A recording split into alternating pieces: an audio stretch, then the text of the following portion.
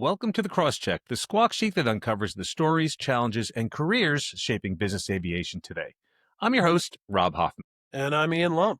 Our guest today is Sameer Romani, Sales and Marketing Executive at Aviation Partners, a world leader in advanced winglet technology. But Sameer's story goes far beyond sales. He's worn a lot of hats, from airline ground instructor to venture capital associate to entrepreneur. Today, he brings all of that experience into a role focused on transforming aircraft performance and sustainability through cutting-edge aerodynamic upgrades. We'll talk winglets, the business of performance retrofits, his passion for mentorship, and how he sees the future of aviation shaped by both innovation and experience. Sameer, welcome to the show. Thank you for having me, Rob. Ian, it's good to see you. Yeah, you as well. So, Sameer, why don't we just back up and tell us a little more about your aviation journey? Yeah, I think the easiest way to kind of get into it is just how I got into aviation, right? And I think for me and for a lot of people, it started out as a childhood dream. My family and I, we often flew to India just about every other year. So I've been flying since infancy and always grew up around airports, airplanes, that whole thing. And when I was 7, I finally decided that I wanted to go be a pilot. And so that dream stuck with me forever. And I remember when I was 13, my eighth grade teacher at the time, she was asking us what colleges do we want to go to. So I type in, aviation schools and try to figure this out. And I came across an aviation high school that was up in Seattle. And I thought, man, what's this all about? So I'm looking through the website and everything, and come to find out you have to apply to attend. And I couldn't find the application anywhere. So I emailed the principal and I was like, hey, I'm 13, but I really want to go to your high school. Like, I can't find your application. Like, please help me out. And she sent me a link and she goes, good luck. You've only got 2 days to do it because it closed at the end of the month. So I thought, great. So I hustled, I got my essays, my, application questionnaire, everything filled out. And I mailed it in this big yellow envelope in my pajamas to make sure I get there on time. And, thankfully, a month later, I had a panel interview, got accepted. And that was my next 4 years, was at an aviation high school where I got fully immersed into, all kinds of aviation aspects, STEM education, the whole thing. And that's where my passion for aviation began to shift from commercial flying into business aviation, more so the entrepreneurship route, because I just kept that networking, alive and met guys that were doing aircraft sales and, managing flight departments, all that kind of stuff. And I thought, man, that's really what I want to go do. And so that is where that journey ended up leading me. Well, I know you ended up at UND, and that's kind of also a very well-known aviation college. So clearly from high school, you realized, all right, I'm on to something here. But then you took a left turn into venture capital. So talk to us how that happened. Yeah, that was fun. So when I was at UND, going through flight training and getting my business degree, there was a club on campus called Dakota Venture Group, and it was actually the nation's first fully student-run VC firm that was ever there. So it was all students that was managing this multi-million-dollar portfolio and having investments all across the board. So I applied to join the group back in February of 2020, and before long, I became one of the managing directors. So I was overseeing about 20 associates, overseeing the raise of a $10 million fund and, making new investments, networking across the board. I mean, it was a really good time. And so loved it, just absolutely loved it, meeting with founders, entrepreneurs, the whole networking side. And so when I graduated college, I was also working on my own startup on EssenceJet, which was, focused on doing Part 91 aircraft management, but I also needed a job and nobody wanted to hire an entrepreneur. And so thankfully, I had a contact at a VC firm who was willing to allow me to come join the firm part-time remotely, which worked out great. So, I was doing deal flow for him for about 7 months and just, looking at who could be the next investment, helping him raise his fund. And then finally was, looking for ways to get back into aviation full time and work on my own thing. But VC remained a good passion. It was a good side project, but whenever people talked about airplanes, that always perked on my ears way more than venture capital. It's funny, you seem to, as a pilot, and obviously that's where you got your start. I feel like a lot of pilots aren't necessarily entrepreneurs, and to be able to wear all of these different hats here definitely puts you in a very unique space.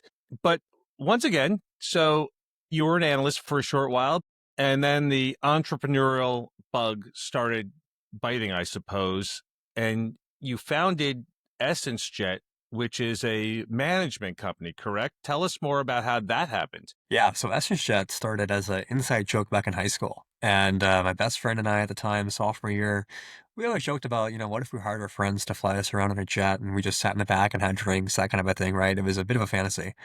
And finally, in senior year, we said, hey, what if we actually tried to go out and build a company like this? How do we make that happen? And so we said, all right, let's do it. And he went to Central Washington University, and I went to UND. And so first year of college, we're trying to figure out college, right? What do we get ourselves into? Dorm life, the whole thing.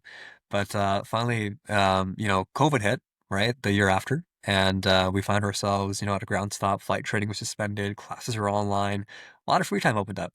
So I texted my buddy and I said, hey, look, we've talked about this company for a while. Let's hop on a Zoom call and let's start figuring this out. Let's start, putting the plan together and seeing what we can do here. So we committed to meeting weekly on Monday nights and just started talking about how do we build this company. And a few months in, we decided, okay, we got to go find an advisor. We got to find somebody who's asking us questions that we're not asking and telling us where to focus our energy at. So the first guy I was able to bring on to our advisory board was a guy named Jim Bennett, who is the founding director of aviation for Starbucks.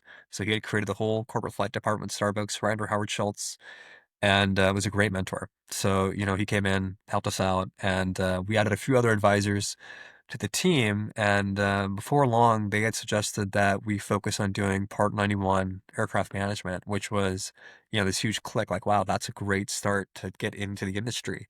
And so that's where we pivoted the company towards and began focusing on that. And at the time, too, we were kind of facing a bit of an identity crisis because initially we wanted to call our company DreamJets, but the name was already taken. So it took us a while to kind of figure out what's that name going to be, what's that logo, and finally came to it. Yeah, good luck trying to find an original URL that ends in .com. It's Yeah, impossible. exactly. It's all Any taken these days. business aviation company name, period, out there's probably been used or recycled a time or two, right? At some point, right? You got global aviation this or whatever, it's all the Yeah. same. So finally we came up with EssenceJet and stuck to that one. So we began building our brand and we spent a whole year working on the back end, right? Trying to figure out, okay, what's it going to look like to manage an airplane? How much do we charge for this? Who's our vendors going to be? What's this all going to look like? And so we spent, this whole time building the back end and it was fun. I mean, it was a lot of fun to figure out what is that going to look like? And we were asking some really serious questions and truly learning how in-depth this industry became. And then finally, in October of 2021, we said, okay, like, let's go ahead and launch this company. We spent a year working on the back end. Let's begin soliciting. Let's try to find that first client, that early adopter, and build from here. So we finally launched the company, and it was a week before MBAA base in Vegas. And we thought, man, we got to be there. We got to figure out some way to get down there. And so I remember I called a mentor of mine, and I was like, hey, like, can you get us passes to the show? And he was good friends with Ed Bolin. So he personally emails Ed Bolin, CCs me on the email chain, and we got 2 free full-fledged badges to go Good to on. have friends in high places. Yeah, it helped, right? And then, I had other ones that had, the standby benefits, so I was able to get, free tickets, and my buddy got a good discount on the hotel. So we came together and did this, and then, the show actually fell during my midterms week in college. So I go to my professors, I said, hey, I'm going to Vegas. And they said, you're doing what? And I was like, no, not For the right reason, not the wrong Yeah, reason, right? exactly. I had to clarify that. But they actually moved my exams around so I could go attend. And it was great. So we flew down there. My buddy came in from Washington. I flew in from North Dakota. And we met up in Vegas and we just walked that floor for like 3 days to try and find that first client, to find the vendors, talk to everyone that we could. And at the time, we really didn't know a lot of people in the industry, right? So this was all new to us. So we also didn't know how to really navigate the show.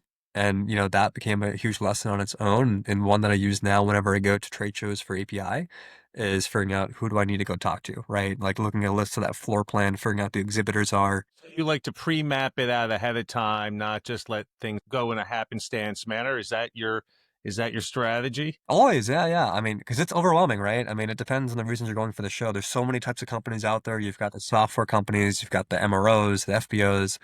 I mean, the show can be whatever you want to make of it, right? It's overwhelming. And so, so at EssenceJet, we really wanted to be strategic and think about who we wanted to meet with. But at the time, we really didn't know how to navigate it. So we just kind of did go in with that, let's just see what happens kind of a thing and hope to find those jet owners. But of course, they're not walking around with halos on their head, right? They look like everybody else. So we struggled to do that. But we still met a lot of great people. and we had a really good time. It was my first time in Vegas, and we had a lot of fun. So that was a huge takeaway.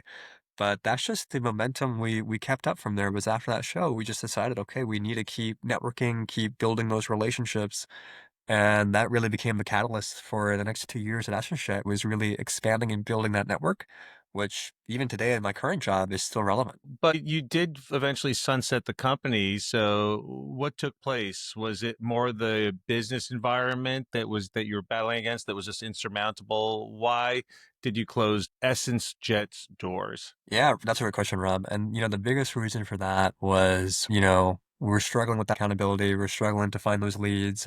Nobody else in the industry wanted to hire us because we had this company, right? It was just a direct conflict of interest. So, we thought, okay, now, we got to go out, build our credibility, build the relationships, gain that experience, because nobody wants to hire fresh young college grads to manage their multi-million dollar asset, right? And it made sense. We truly thought we had a great idea. We thought we had world-class advisors, and we did.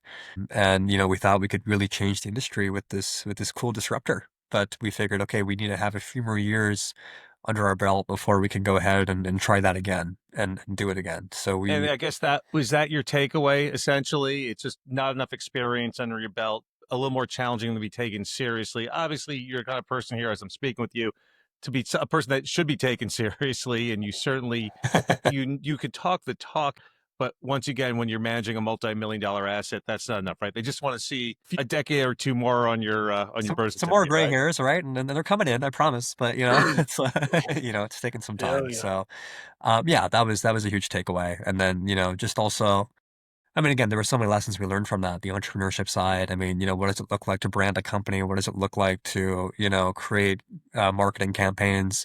All of which just became extremely relevant even now in my job today, is just, taking that experience and applying it from here. And you know what? And Sameer, every famous entrepreneur, pretty much without fail, has a history of failed startups Yeah, behind them. You've got to learn things the hard way. you do. I'm sure it seems like there's so many positive takeaways here, and this is the kind of thing that will potentially help you in your next endeavor. Yep. But you Yeah. you went on to get hired. You said, "All right, that's it. I'm done with this entrepreneurship thing for a moment here. Time to gain a little more experience." So where'd that lead you? Mesa Airlines, yeah, that was that was a really interesting chapter. So I had a mentor of mine who had recently started as the senior VP of flight ops at Mesa around May of 2022, and he called me. It was actually the day after I graduated college. This was a perfect time. And he was like, "Hey man, what's your plan?" And I was like, "Look, man, like I need to find a job, but working on my startup, I mean, do you have anything for me? Like, what's going on?"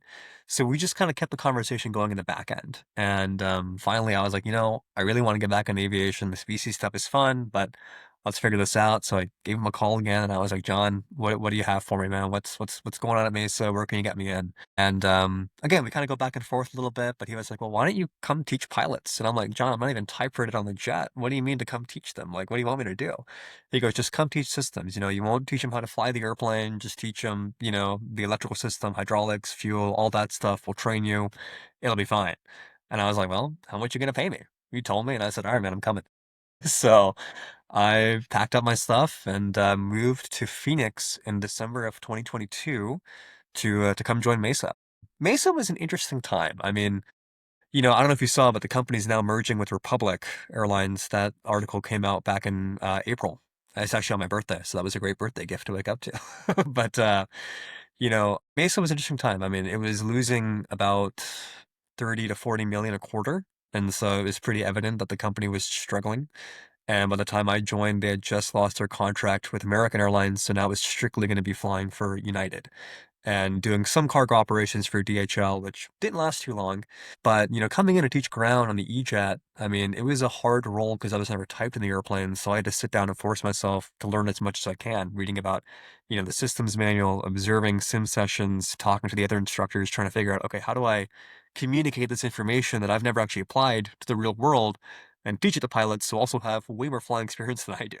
And I mean, Samir, just to interrupt you for a second here, I'm actually a little surprised, and I'm sure Mesa was doing everything by the book, but I would have assumed that you would have to have some sort of certification or rating to be even a ground school instructor. How does that work normally? Just kind of like, I mean, what was your certification coming out of UND, as far as piloting was concerned, what level Sure. of certification did you achieve over there? Yeah, so I got my commercial pilot certificate with my instrument multi-engine rating. So, and that was the bare minimum requirements that Mesa at least wanted you to have to come teach it. That was on a job posting. But, the whole thing was that since I wasn't actually teaching in the sim, or since I wasn't actually, showing them how the airplane actually flew and just teaching systems, just the book knowledge, then we were okay. We were able to at least go do that. But I had the same understanding, Rob. I thought, what do they want? Someone who's actually typed in the jet to go teach it. And a lot of other airlines do. But Mesa always found ways, I think, to be a little creative. I know Mesa was kind of famous for, especially at that time when you were there with the pilot shortage going through the roof. Famously, they would hire a lot, not pay you well. I'm sure there's a lot of burn and churn, right? So I'm sure you had a tremendous amount of turnover over there where pilots got their hours and then kind of bumped up to one of the majors, right? I assume that was what was happening. Definitely meant to be a stepping stone, but I will say, coming in the industry at that time, they just upped the pay scales. Suddenly we saw a lot of the regionals paying wages that were astronomically more than what they were previously to respond to that pilot shortage. And Mesa was actually one of the first to come out with that pay scale. We were all surprised. So that came in right beforehand, right before we joined the company. But they actually led the way on that one to their credit, and I think that pay scale is still in effect today. But there was still that burn and churn because, of course, everyone was there to build their flight time at the regionals and then, go on to the legacies and, fly the big jets. Yeah. So yeah, that was the Still, typical which is, pathway. I guess, always going to be the case. That's always going to be a challenge for the You're regionals. Yeah. never going to get rid of that. No, No. that's always been part of it. All right. So you logged 3 years over there. It's quality amount of time. And then Aviation Partners came a knocking. How did that transition take place? API was great. So what happened was when I was working on my startup to try and, get clients, because that was always the end goal was to go full time on my startup with EssenceJet. Mesa was a means to get down in the Phoenix, Arizona area, have a salary coming in and be able to work on this on the side. But it got to a point where the three of us as entrepreneurs, as co-founders, right, I founded this company with two of my best friends from high school. We had a serious sit down and we had to think to ourselves, okay, is this company going to work? Are we going to get this thing off the ground? Are we going to make this happen? And our last year running this thing, we really had kind of lost that discipline because there was just so many things going on. My buddy was a full-time CFI. I'm working at Mesa. I mean, we were just all over the place. So we didn't have that time for that weekly meeting anymore. And we just kind of committed to, texting each other updates and calling and seeing what we could do. And that just wasn't turning out to be effective, right? We didn't have that self-accountability, which was a huge lesson for all of us to take away from. But, the end goal was, of course, to get a job in business aviation and to be in the industry somehow. And if having my own company wasn't going to be there, I had to figure out some other way to get in. And so when we finally decided to put EssenceJet to bed and say, okay, this is a great chapter, let's close the door, I had to start making some phone calls in the industry to figure out how do I get back in.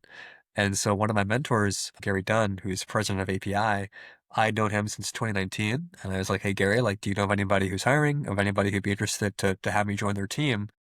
And with API being a smaller company, I didn't think that there would be an opportunity to come join the team here. But surprisingly, a week later, he calls me back. He goes, hey, we're looking for a sales marketing guy, and we'd like to talk to you about it. And so I guess my interview with them, quote unquote, was meeting up with them at the MBAA Miami Regional Forum back in this would have been 2024. And yeah, just getting to know them for like 3 days, just being on the floor, and finally from there, an offer letter came in March of that year, and yeah, was able to come join the team at API. So it's been great. I mean, selling winglets was a job I didn't think existed, especially back in high school because I thought they just came with the airplane.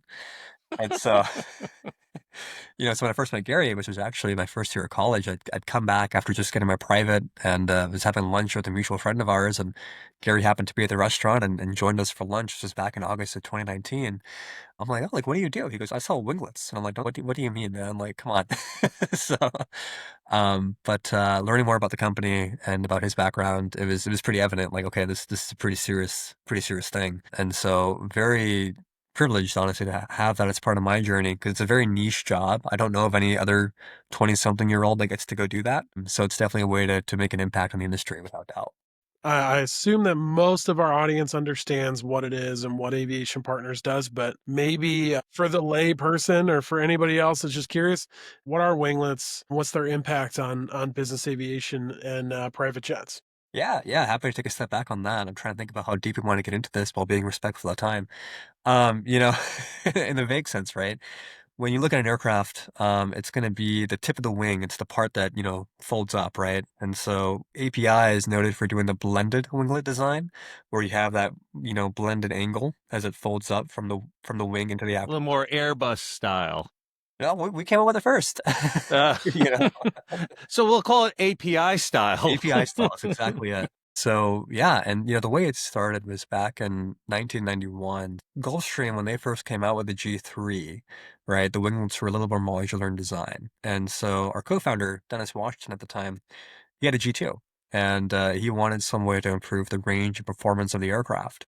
And so he went to Joe Clark, who was our founder of the company, to ask him, how does this, how do we do this, right? And so this is where the idea of the blended winglet design came from. So they put together this team of engineers, a marketing guy, they called it the Dream Team, and came up with a design for the blended winglet to, increase the range of performance of the G2. So that became the first airplane. Did your founder use his own personal plane as the test bed? Is that how it worked? Yeah, Dennis Washington. Yep, that was the first one that got those winglets on there. And so that became the start. And from there, the company really started taking off. Right? No pun intended. One of the next things that came into play was actually with Boeing. And so around this time frame, back in the day, so Phil Condon, who was leading Boeing, and then Jack Welch, who was leading General Electric, they came together, and Jack was, flying this 737-600, and it was a retrofitted airplane. But he thought, man, we got to figure out some better way to, have these VIP airplanes. And so the idea of BBJ was born, Boeing Business Jets. And the guy who was tapped to run BBJ initially, his name is Borji Beshov. I probably mispronounced that name. But, he thought, how can we set the BBJ 737 apart from the commercial side? And so one of the ideas was to put winglets on the 737. And, came to Joe Clark, and they started figuring out how to put winglets on this airplane. And they test flew it on an airplane that was initially destined to go to Hapag-Lloyd, right, the shipping company out of Germany. So tested the airplane on there, performed really well, looked great. And before long, there was a joint venture that was formed between Aviation Partners and Boeing called Aviation Partners Boeing, creatively. And that is where winglets came out for the 737 NG, and then later also came out on the 757 and the 767. So, just out of curiosity, I mean, Yep. Jack Welch, that's a serious heavyweight name that you just dropped there, Yeah, yeah. like nothing here. Oh yeah, we're just working with Jack Welch. I mean, was this all about ramp presence, or was this about performance, or a little of everything? Well, so to kind of backtrack a little bit, right? So Jack just wanted a BBJ, right? His whole thing was, how can we get a VIP Boeing airplane? So winglets was never part of the equation for Jack particularly, but for Porgy, yes, the huge idea was for ramp presence, right? How do you set the airplane apart? How do you make it look more distinguished for the VIP operator? But of course, when they test flew the airplane, no surprise, performance was a huge factor, and so then that became the default setting for the BBJs rolling off the line. And what kind of performance? I'm sure with every individual plane, whether it's G2, 737, and I know you cover a lot of other planes, which you can mention here. What kind of performance and efficiency bumps can an operator expect? They can typically look at 5 to 7% fuel savings, which is wonderful. We're looking at quicker, from climb to cruise. So, and it varies per the airplane and per cruise profile. And then, yeah, just reduce drag on the airframe, right? So it's saving a lot more time when it's flying from point A to point B, which is great for the ROI because then they're spending less hours on their engine maintenance program, airframe care, things of that nature. So it starts paying for itself in so many other variables that, that's hard to account for. It seems like something that everyone should have at this point, right? And I know that there's still aircraft out there that don't come with them, but out of curiosity, what's your specialty right now? Like what's probably the top PJ that you guys sell winglets to? Great question. So right now, API, we're selling winglets on the Falcon 900 series, the 2000 series, 50s, and then the Hawker 800 series. Is there going to be a day when basically every business jet comes with its own winglet and there's no more planes to upgrade anymore? That's a good question, Ron. And to be honest with you, I do believe API has been around for a long time to where there's gonna be that market opportunity for us. But that there may come a time where we have to take a look at a pivot. But that's above my pay grade. Are you guys still outfitting 737s and, those guys took the idea and are now doing it themselves, or do they still use you? How does that work? So that's all handled by the Aviation Partners Boeing team. It's a whole different sales team. The one part where we get a little bit involved, more so Gary than me, is on the VBJ side, when if they have a 737 NG and they want to upgrade from the blended winglet to the split scimitar, we do offer that retrofit. But everything else is offered, it's all by the APB team. So it's a whole separate sales team, and they'll target, all those customers for winglet retrofits on existing 737 airframes that are looking to upgrade, or for those commercial airline operators like Delta or Southwest that want to upgrade from the blended winglet to the split scimitar. Just out of curiosity, are there any kind of common misconceptions about winglets that you have to deal with? Well, one of my favorite questions when I quote the price is somebody will ask, is that for one or both of them? And I'm like, well, you can't fly with just one winglet. That's actually pretty I mean, funny. maybe, but no, we're going to sell them as a pair. So I've gotten that one asked a few times. That's always funny. But no, I mean, for the most part, it's a pretty straightforward conversation. I mean, typically the question is, what does the installation process look like? Do we install it ourselves? Do we outsource it with somebody else? And, we've got a list of authorized installers that do it for us: Duncan Aviation, Westar. We've brought on some new ones now: Eagling Aviation, Western out in Boise, and even a mobile option now with Seal Aviation. So if anybody has their own Part 145 repair station or a hangar where they want to do winglets, we can send a team out there to do the actual installation. So it's offered way more flexibility now, which has been awesome. But yeah, I mean, for the most part, it's pretty straightforward. So I'd say the operational side, I think it's pretty well covered. Networking is a big part of what got you where you are. It's how we know each other. Part of networking and being a good steward of your network is mentoring. I know you've mentioned that you've had a lot of good mentors in your career, probably still do. I mean, we all do. But are you currently mentoring anybody, or do you see yourself as a mentor to anyone in the industry? And are you open to that if not?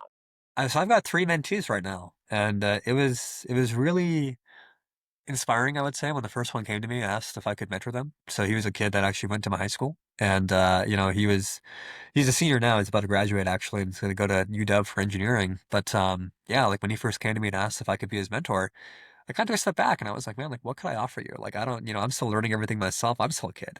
But it's cool because, he's at a phase of life that I've already gone through. And so he'll ask me questions about college applications, how to navigate the AP classes, his career, setting up a LinkedIn profile, right? All the basic questions. It's really fun to kind of give back and talk about that. And, I've had a few others in the industry now that have reached out. One right now, she just got her CFII at UND. We take a month to just catch up on the phone, talk about everything's going, have a really good conversation on that. And then another one I just picked up recently, he actually approached me at the PNBAA Safety and Security Day, and asked if we could get lunch sometime. And so the following weeks we set that up, and he asked me at lunch if I wouldn't mind being his mentor. And again, it's very humbling when somebody asks that, right? Because it's like clearly they see something that I can offer to teach them and help them pay it forward. And it's often hard to notice that ourselves, right? Because we're so caught up in our world and doing everything we can, to where I still feel like a kid or a novice, starting out. But it's a good reminder of how far we've come. So definitely love the process, and definitely open to some more as well. I mean, if there's somebody else that thinks that whatever I have to offer will be of value, I'm definitely open to having that conversation and seeing what ways can I help, because I've had a lot that have helped it for me and helped paid it forward. Sameer, I know that you're still a young guy and the book is still being written right now. And as we discussed earlier, that you had quite a chapter in your life that you primarily were an entrepreneur, and maybe you'll be heading back there again in the future. Do you have any advice for up and coming entrepreneurs in business aviation? Let me think about that one. That's a good question. I say the biggest one is just being persistent, right? And that's a very cliche thing to say. It's definitely one that I'm sure everyone's heard before. But the importance of that just can't be understated. It's just keep showing up, right? It's a hard battle. Not every day is going to be easy. More often than not, it's going to be a bad day, just because you're learning and you're also operating at a level that you previously haven't before, and so you're bound to fail at something because you're still learning. If you're not failing, you're doing it wrong. And in my opinion, right? You're clearly operating within a comfort zone. You've plateaued. So I would say just keep being persistent and keep showing up, figuring out ways to keep going. One of my favorite lessons was reading about the history of SpaceX, right, with Elon Musk. And I mean, they would literally, their whole quote was to fail fast, right? And so they would send rockets up into space. They fully knew it was going to blow up and not come back. But their whole point was, what do we learn from that? And how do we apply that for the next I one? think it's called a rapid, unscheduled disassembly. Okay, They we'll go don't with blow that. up. We'll go with that. I like that. But that's exactly it, right? So they would focus on that and then seeing what can they learn from before they, move forward and go out with the next one. And that's, yeah, it's what we did with EssenceJet was, we did all kinds of sales campaigns. I mean, so back at the time, because we're college kids, we couldn't afford JetNet, right? So we didn't have that. So we're pulling up aircraft information from the FAA database, right? Just doing it the old-fashioned way and reading the LLC entities and trying to figure out, okay, who owns these airplanes? And then I sat down at my dining table and I remember I was writing out handwritten cards to all these owners, trying to get them to call us back and seeing if we could at least just put together a proposal. I was just letting them like, hey, just let me put together a proposal for you. And I mailed out probably 100 of these, right? I just, you saw this whole stack coming up on my dining table and I'm just, sending these out with a brochure, a business card, and a letter. I'd like to say we got calls back. We didn't. Two of the letters actually bounced and came back to me. But, that was one strategy we tried. Others was talking to brokers and to lawyers and to all these people. And again, none of it led to a client in the end, right? Because we folded the company, but we gained a huge network out of that and we learned so much from it that now when I go try to sell winglets, I mean, a lot of that conversation, that framework is very similar to how it was with EssenceJet. And so it helps me navigate that just a little bit better. You're planting those relationship seeds, and especially in sales, that really comes in handy. Yeah, Yeah. that's huge. Persistence pays off. And if you want to carve your own path, you can't accept no and just walk away, right? So I did want to mention, I appreciate that you brought up the idea of a handwritten card. We talked about this in one of our group chats a while ago, and I think there's still a lot of romance to that. I'm sorry that none of the 100 people you wrote those out to got back to you, but I think that a good thank Maybe they will you. after this Yeah, podcast. they're We'll see. gonna Yeah. Oh, regret it. It's that's right. probably I still remember sitting that on their guy. desk somewhere, right? But do you still do that? Like, is that something that you implement into your day-to-day now? Are you still actually taking the time to write out a thank you or write out a personal note to prospects or current clients, or is that something that kind of stuck with you from your time back at EssenceJet? Rarely, but I do. I mean, there's so many people I talk to these days, right? I'm looking at probably like over 1,000 airplanes right now to get a hold of, so it's a lot.